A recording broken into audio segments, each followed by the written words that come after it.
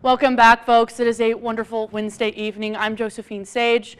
Let's jump right into the forecast right now as we take a look at those weather headlines. Still very, very similar to what we were looking at yesterday. We've got that high pressure system centered over Colorado, so that means those temperatures are 4 to 8 degrees above that seasonal average with clear skies, lots and lots of sunshine, those dry airs, and a little bit of some higher wind speeds due to some warm air advection during those afternoon hours. So all those factors combined means that there is a critical fire risk. So with that in mind, I know I chatted about it yesterday, chatted about it the day before, but I'm going to continue to talk about wildfire safety. Never leave those campfires unattended. Adhere to those burn bans and those warnings. Properly discard of those cigarettes. Keep vehicles and power tools off that dry vegetation and obey orders from local law officials when applicable. And our drought monitor hasn't really shifted, very similar to what we've been looking at all week this week. Grand Junction, Montrose, and Telluride are in that moderate drought. Those surrounding areas are just in that dry zone. And as we look further south, Alamosa, that Four Corners region, across that New Mexico border, we are in that severe drought. And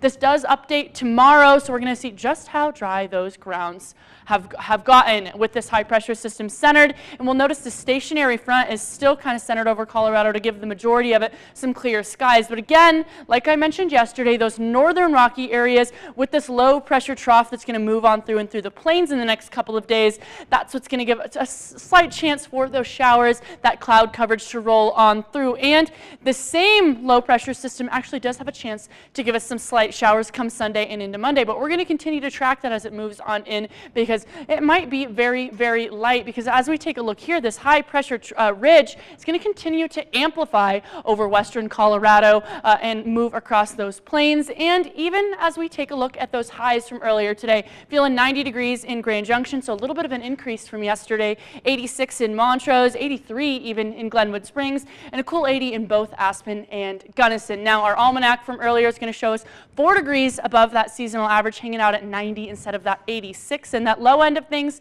54 instead of 56.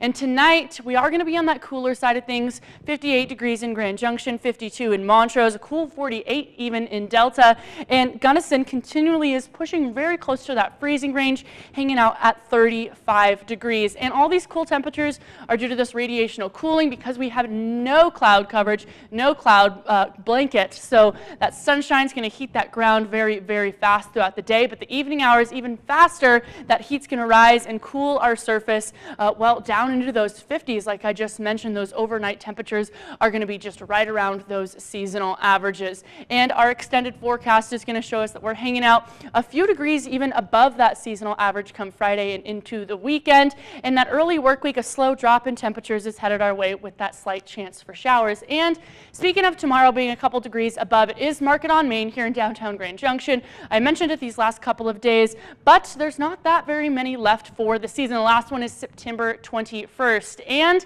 Montrose, a few degrees cooler, of course, pushing into those upper 80s by Friday and Saturday. And then actually that early work week with that cloud coverage is going to start to give us cooler daytime and evening temperatures.